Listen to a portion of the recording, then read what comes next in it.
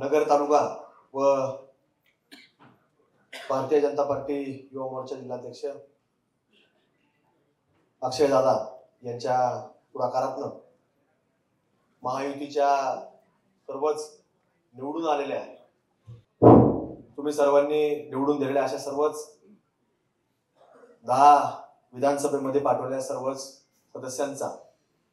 आज सन्मान सोहळा या ठिकाणी आयोजित करण्यात आला। त्या कार्यक्रमाला उपस्थित असणारे सत्कार मूर्ती विधान परिषद सभापती नामदार शिंदे साहेब, या जिल्ह्याचे पालकमंत्री आदरणीय नामदार विखे पाटील साहेब, कार्यक्रमाचे अध्यक्ष जिल्हा बँकेचे चेअरमन माजी मंत्री सन्मान्य कडिले साहेब, कार्यक्रमाला आवर्जून उपस्थित असणारे विशेष अतिथी आपल्या नगर दक्षिणेचे माजी खासदार आदरणीय डॉक्टर सुजयदादा विखे पाटील साहेब, त्याचप्रमाणे आजचे सत्कार मूर्ती मोनिकाताई, त्याचप्रमाणे उपस्थित असणारे दाते सर, त्याचप्रमाणे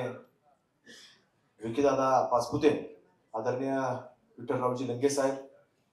त्याचप्रमाणे संगमनेर विधानसभा मतदारसंघाचे आमदार अमोलजी खताळ साहेब व उपस्थित असणारे मंचावरचे सर्वच पक्षांचे सर्व प्रतिनिधी, नगर तालुक्याचे सर्व महायुती सर्व पदाधिकारी, मंचावर उपस्थित असणारे सर्वच प्रमुख मान्यवर मंडळी, सभागृहामध्ये उपस्थित असणारे सर्व तिन्ही महायुतीचे सर्व पदाधिकारी मंडळी, आज आपल्याकडं एक अत्यंत चांगला आणि महत्वाचा कार्यक्रम आज कडिले साहेबांनी व अक्षयदादांनी त्यांच्या सर्व सहकार्याने आज घडून आणला। आता सुजयदादांनी सांगितलं की निवडणुका नोव्हेंबर महिन्यामध्ये पार पडल्या आणि डिसेंबर महिना साधारणतः सगळ्या या मंत्रिपदाच्या आपल्याला नागपूरच्या अधिवेशनामध्ये संपन्न झाल्यानंतर कार्यक्रम आपला पूर्ण झाला। जानेवारी महिना गेला, फेब्रुवारी महिना गेला आणि ते कार्यक्रमाला का उशीर झाला याचा देखील खुलासा सुजयदादांनी केलेला आहे। पण हा कार्यक्रम होणं ते अत्यंत आवश्यक होतं। ज्या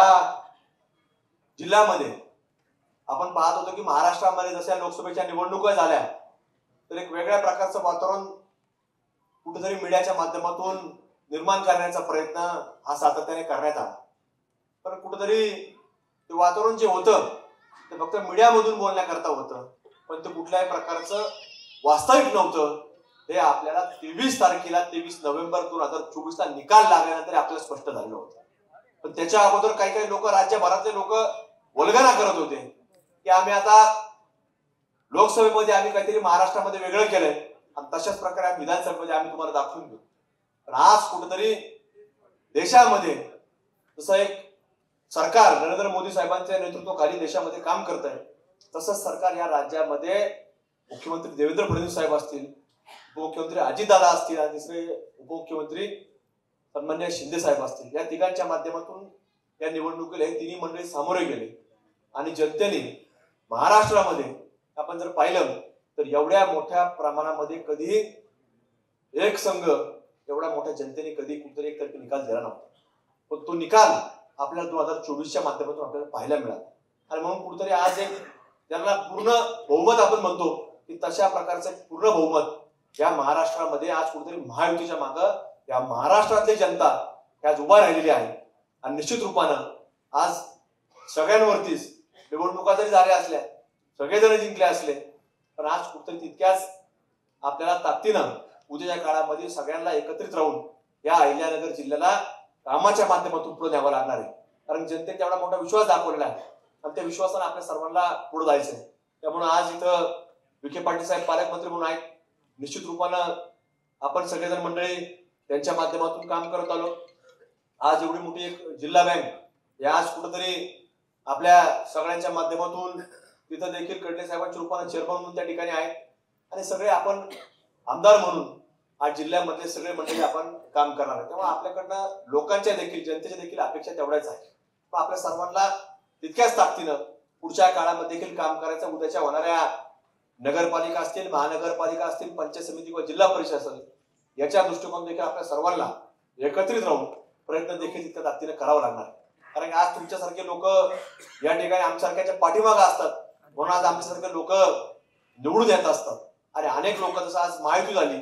तर तर या महायुतीमध्ये देखील अनेक वेगवेगळे विचार होते, पण निवडणुकीच्या काळामध्ये तुम्ही कुठल्याही व्यक्तीने मागं पुढे न पाहता आपल्याला कुठेतरी आपल्या या महायुतीतला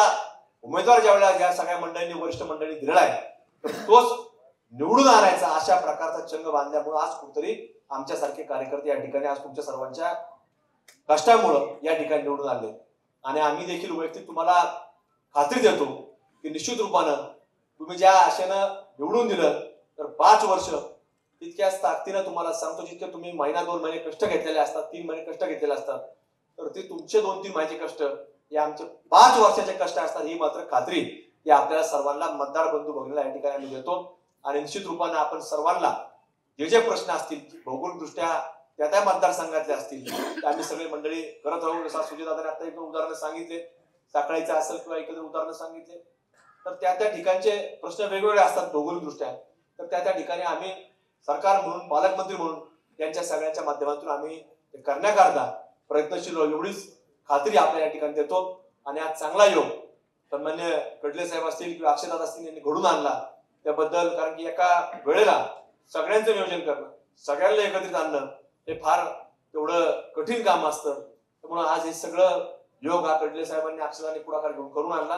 त्यामुळे निश्चित त्यांचे देखील हा कार्यक्रम आयोजित केल्याबद्दल आणि व्यक्तिशः अक्षयदादांनी सांगितलं आता